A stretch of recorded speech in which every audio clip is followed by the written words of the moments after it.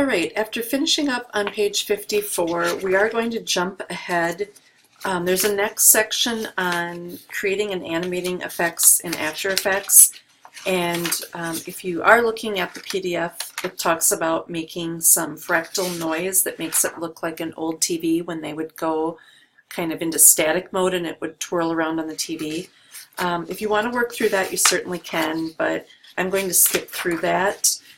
It's an effect that you could find and create in other ways, so I think it's something we can jump ahead. We're going to go to page 69, and what we're going to do is learn about proxies. And we're going to learn how to render a whole composition in After Effects and set that render, the output that we create, as a proxy. So a proxy is a pre-rendered movie file or an image sequence on our hard drive. You assign it to a composition in your After Effects project. So any RAM preview of that composition will then not have to do the raw calculations, but instead it will refer to the proxy on your hard drive and show that.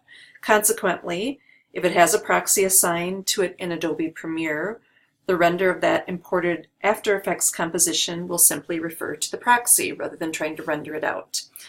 So to render a composition in After Effects as a movie file or an image sequence, you need to add it to what's called the render queue.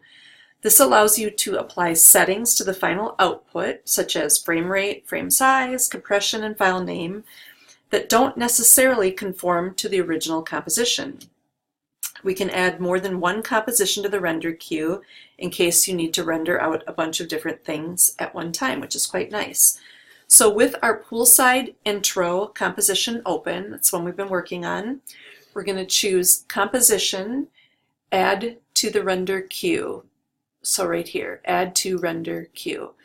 And a new window pops up down here called the Render Queue. In here, we can see that we have some options for settings, the output module, and where we're going to output to. By default, your render settings should be set to the best settings. If they aren't, go ahead and change that, but it should be the best. And then we're going to look at the output module. We're going to click on the word lossless, and this is going to pop up an option window for us, and we're going to change a few of the settings here. First thing we're going to do is we're going to change the format down to a TIFF sequence. So you guys know what TIFFs are. They're images, so we're actually doing like a flip book of images again, similar to what we did quite a while ago when we sped up the scene and we had used all the different still images from the camera to make it look like a sped up video. So change it to a TIFF sequence, and then in the post-render action, what do we want it to do?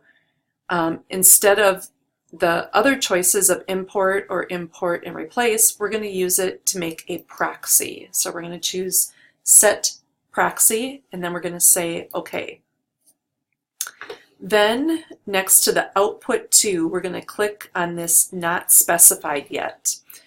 And in here, we're going to create a new folder within our Lesson 6 folder. So the Lesson 6 folder should have popped up.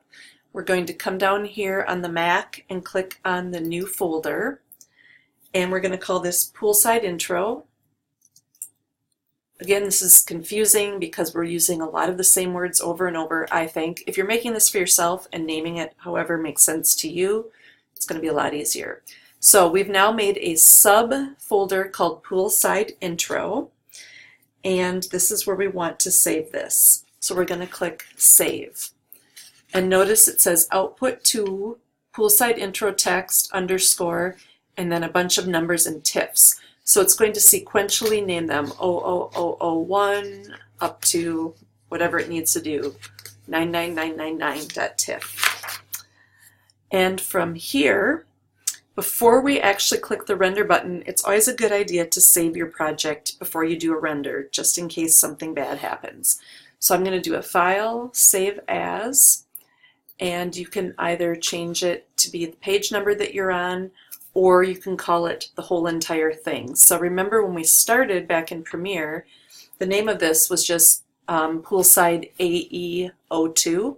So I'm going to go back and name it that. So this is our whole project done. I'm not going to have page numbers in here anymore.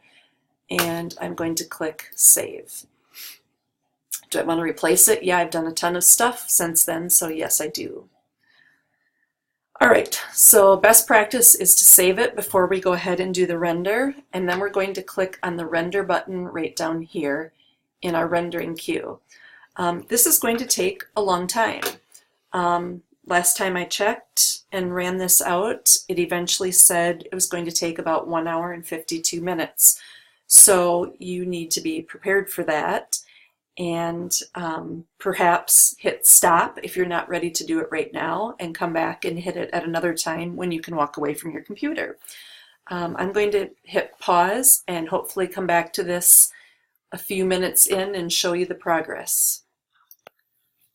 Okay, I've only waited a short amount of time, a minute or two, but I want to show you the progress. What you'll see, here's the progress bar. And you can see it's a huge bar, and I have just a blip of progress here. So time remaining is estimated 1 hour and 58 minutes. So as you can imagine, I'm going to stop the recording now, and when this is all rendered out, we will come back and pick up on page 74 and do a little bit of cleanup, and then get this back into Adobe Premiere, render it in there before we're done with this chapter.